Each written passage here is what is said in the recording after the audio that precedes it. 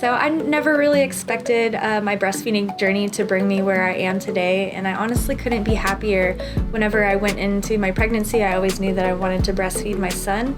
I didn't know how long that it would last or that it would bring me into my future and my goals. Whenever my son was born, I had a hard time breastfeeding him, and so I had a lot of work in help with WIC with my lactation consultant and my peer counselor, and I absolutely fell in love with what my peer counselor did for me and for my son, because it was a very hard time.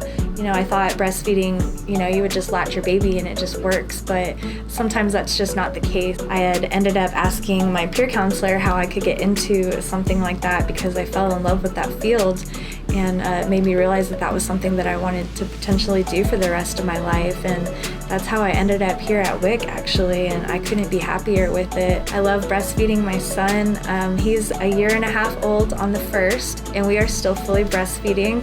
Of course, he eats solids and everything like that too, and my goal for breastfeeding is to go for at least 2 years. Some things that I would tell any first-time moms or any mom that's wanting to breastfeed their child, I would definitely do as much research as you can, because that's not something that I did in the beginning. Being pregnant, it's overwhelming. You get lots of information. You don't always get to do everything that you want to, or see everything, or learn everything. So I would highly encourage you to do your research, get help if you need to, and it's truly one of the most rewarding feelings that I've ever had in my life. And my passion for breastfeeding and helping other moms accomplish their goals and helping them create that bond with their infant it's just amazing, and I love it.